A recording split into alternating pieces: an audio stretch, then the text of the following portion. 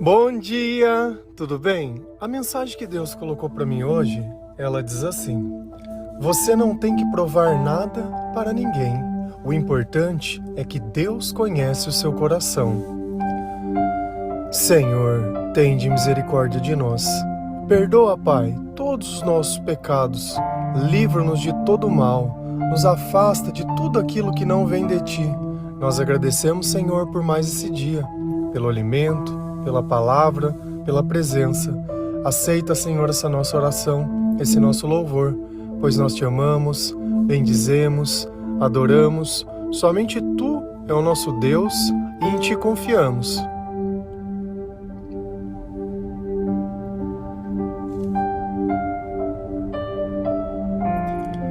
Por diversas vezes, nós acabamos ouvindo coisas que nós não gostaríamos.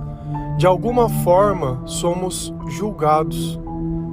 De alguma forma, as pessoas elas não acreditam no nosso potencial. Então a nossa vida se torna uma cruzada, onde nós precisamos demonstrar na prática que as coisas que aquelas pessoas elas disseram não é a realidade, que o nosso futuro reserva sim coisas boas.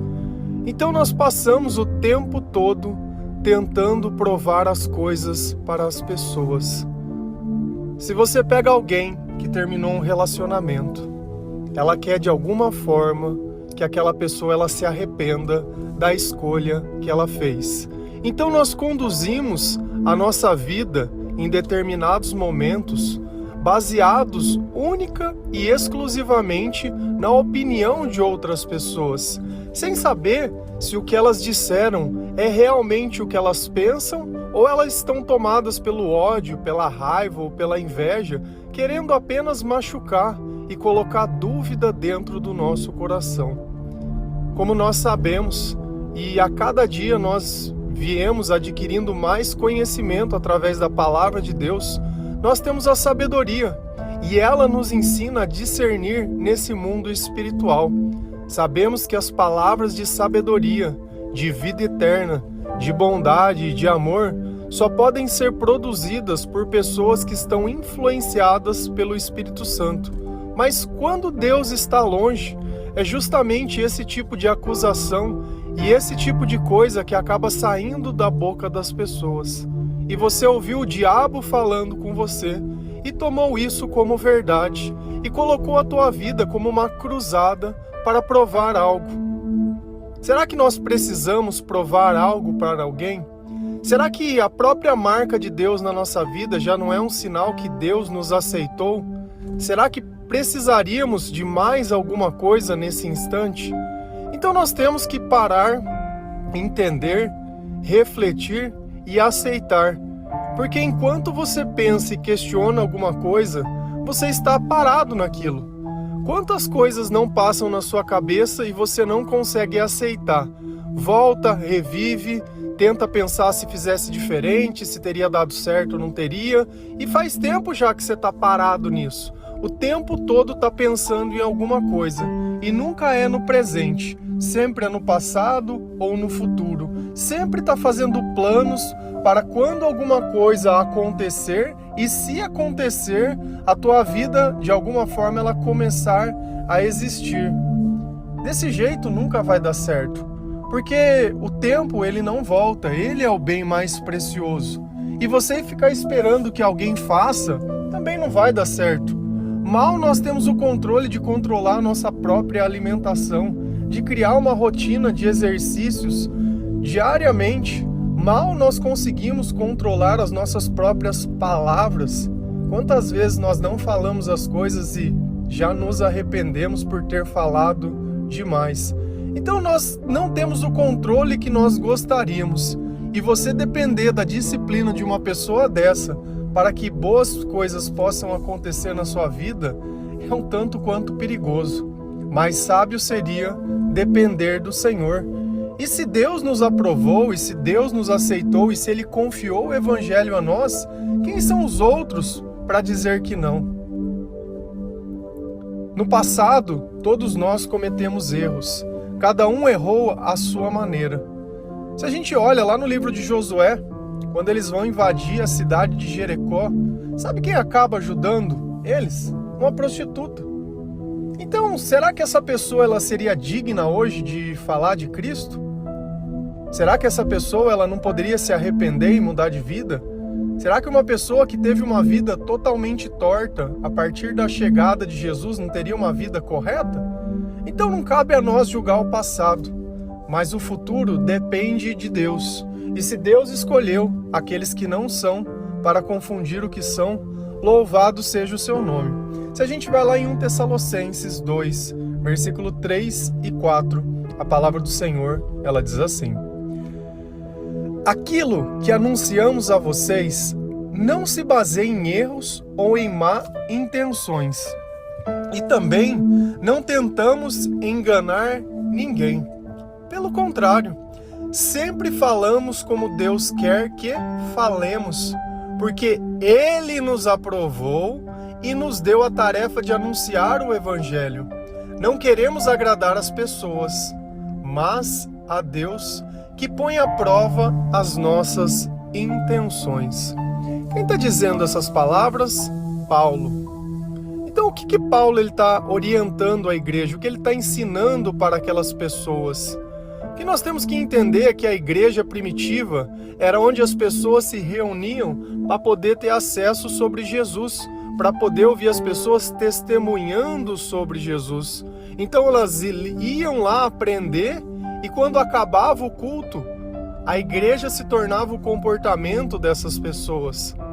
Então existe uma troca ali de sabedoria, porque conforme Deus ia crescendo na vida dessas pessoas, o comportamento dela, o hábito delas iam mudando. Primeiro, que elas eram um povo que não eram o povo de Deus. Eles eram como nós, eles tinham os deuses deles, eles tinham as crenças deles. E assim Paulo ia orientando aquelas pessoas através da verdade, através das palavras de Jesus Cristo, e essas pessoas elas iam se convertendo através do arrependimento. Então Paulo está dizendo, olha, aquilo que anunciamos a vocês não se baseiam em erros ou em má intenções. Então ele não estava ali justificando alguma coisa, ele não queria apenas convencer, porque hoje qual que é o bezerro de ouro da igreja? É a bênção. Então cara, ele quer te convencer que se você prosperar, você vai dar para a igreja, mas para você prosperar, você precisa dar antes de ter. Então você tira de você para dar para eles, porque depois Deus vai retribuir aquilo que você deu, mesmo que você esteja faltando. E caso Deus não dê, é porque você não tem fé. E funciona mais ou menos assim. Então eles acabam criando condições onde, se você fizer o que eles quiserem, você vai receber o que você quer. Só que a intenção deles é má, porque eles estão preocupados com coisas que não são propriamente aquilo que são as preocupações de Deus. Jesus está querendo o que de nós? Dinheiro? Jesus quer que nós nos salvemos. Jesus quer que nós obedecemos a Ele, que nós buscamos a Sua presença, que nós sejamos o Seu povo. Jesus está querendo nos dar uma eternidade. Então nós temos que entender exatamente qual é o papel de Deus. E para que eu possa fazer isso, eu preciso ler a palavra de Deus. Todos os dias eu reforço a importância disso, porque parece que a igreja ela não liga muito para isso não. Ela não está preocupada que você se forme em ser cristão. Ela quer formar o sacerdócio dela, ela quer formar as pessoas dela, os líderes e aquilo. Só eles têm acesso ao conhecimento, vocês não. E aqui nós fazemos o contrário. Aqui é o povo que conhece, aqui é o povo que tem sabedoria, aqui é o povo que vai ao resgate das pessoas. Nós somos muito mais do que eles. E com Deus nós nos tornamos um exército coeso, porque Ele coordena a todos nós da mesma forma, dando as mesmas instruções.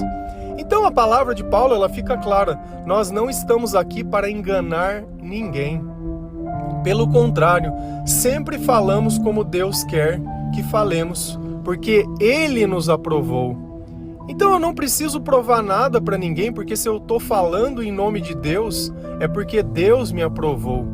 E nós não estamos aqui buscando os nossos próprios interesses, não estamos aqui para ganhar dinheiro, like, curtida, para vender nada, não estamos vendendo curso, não estamos aqui para pegar pessoas para dizimar, não estamos levantando obra, não estamos fazendo nada.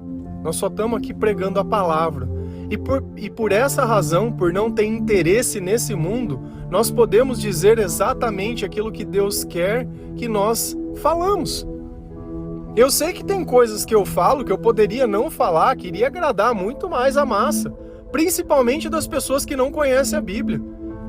Eles minimamente acreditam em Deus porque ouviram falar através das pessoas, mas nunca viram se realmente aquilo que eles aprenderam estava realmente de acordo com a Bíblia. Então eles praticam coisas dentro de uma tamanha, entre aspas, ignorância.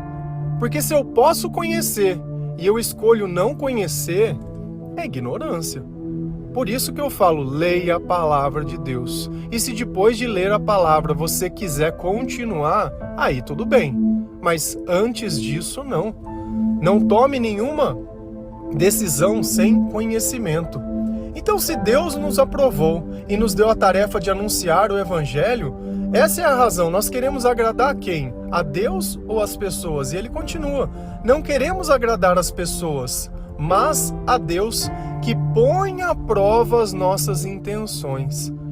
Então, o tempo todo Deus está olhando eles, se eles estão anunciando a palavra do jeito certo. Eu lembro que no começo, quando eu comecei a evangelizar, eu me preocupava demais se eu tinha as palavras certas para convencer as pessoas erradas de que aquele era o melhor caminho. Então é como se a responsabilidade da conversão da pessoa fosse minha. Eu não tenho responsabilidade nenhuma. O meu papel é dizer aquilo que Deus coloca dentro do meu coração. E não passa disso. Se a pessoa vai receber a mensagem e aceitá-la, não cabe a mim, porque a mensagem ela não é minha, a mensagem ela é de Cristo. E a mensagem ela é entregue através de quem? Através do Espírito Santo. Como a palavra nos ensina que nós não devemos nos preocupar com o que nós vamos falar, porque é o próprio Espírito que vai falar através de nós.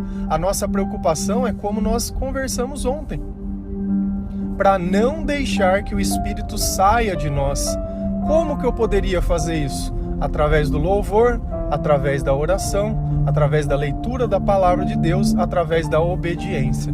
Então o Espírito é como se fosse uma chama, que eu preciso manter ela acesa todos os dias e em todos os momentos. Então a oração, ela já não se torna mais algo pontual a um horário, mas ela se torna algo diário. Orem continuamente, orem sempre. Cada dia Deus ele capacita para que nós possamos fazer sempre um pouquinho mais ao lado dele, entendendo. Então, já que Deus está nos testando e nos provando a todo instante, a quem nós devemos agradar? As pessoas ou a Deus? Quem que realizou a mudança na nossa vida? As pessoas ou a Deus? Quanto tempo nós não passamos esperando que as pessoas se decidissem? Mudou a nossa vida? Mudou alguma coisa? Não. A nossa vida mudou quando? Quando Jesus chegou, e ele só chegou porque nós aceitamos. Eis que estou à porta e bato. Se você abrir, eu entrarei e cearei com você. Jesus ele não invade a nossa vida, diferente do diabo, que ele acha que a sua vida é dele e que você tem que obedecê-lo de qualquer custo e de qualquer maneira. Se a gente continua lá em Tessalonicenses 2, versículos 5, 6 e 12, a palavra ela diz assim: pois vocês sabem muito bem que não usamos palavras bonitas para enganar vocês, nem procuramos tapear vocês para conseguir dinheiro. Deus é testemunha disso. Nunca procuramos elogios de ninguém, nem de vocês, nem dos outros. Nós os animamos e aconselhamos para que vocês vivessem de uma maneira que agrade a Deus, que os chama para ter parte no seu reino e na sua glória. Olha como o discurso de Paulo, ele sempre foi verdadeiro. Ele não pregava para agradar as pessoas, ele pregava para agradar a Deus. E é o que eu tento fazer, que eu tento não. É o que Deus coloca dentro do meu coração, porque é assim que a palavra me ensinou. E o jeito que eu aprendi com Deus é o jeito que eu tento passar para vocês. Eu sei que às vezes parece rude, eu sei que às vezes parece grosseiro, eu sei que às vezes não é a forma que você gostaria de ouvir, mas é a forma que pode te salvar, porque é a mesma forma que nós pregamos hoje, é a forma que Jesus ensina todos os pregadores, que são guiados pelo Espírito Santo. Então não vai ter palavra bonita, vai ter verdade. Você é pecador. Sem Deus você é um lixo. Ai, mas não pode. Ai, porque... É um lixo, um lixo. Um lixo que pode ser ressignificado. Onde a sua vida ela pode começar a ter valor. Porque se você não faz bem para ninguém e nem para você mesmo, como que você pode medir que a tua vida vale alguma coisa? Então nós temos que entrar e encarar a verdade, que nem sempre ela é bonita. Paulo mesmo dizia, olha, eu sou o pior e Deus me resgatou mesmo sendo o pior. E eu também compartilho dessa mentalidade, de que Deus nos resgata independente de quem nós somos. Então, a ideia nossa aqui do devocional é enganar alguém? Não, não é. Também nós não queremos tapear as pessoas para conseguir dinheiro. Será que existe isso dentro da igreja hoje? Será que a maior parte das pessoas que não frequentam a igreja não tem a ideia que a igreja só serve para pedir dinheiro e enganar os trouxas? E por que a igreja de Cristo, que deveria passar a imagem que Deus é amor, passa que Deus é um mendigo que precisa do dinheiro das pessoas? Por causa das próprias pessoas, que tentam tapear outras pessoas. Por isso a riqueza do Evangelho. Porque mesmo depois de tanto tempo, o homem não conseguiu adulterar a palavra de Deus. Ele adultera sim, dizendo que fala em nome de Deus. E Jesus ele deixou claro que existiriam falsos profetas. E ele também nos ensinou a reconhecê-los. Mas se você nem a palavra lê, você acha que uma pessoa que te engana, ela vai falar que te engana? Claro que não.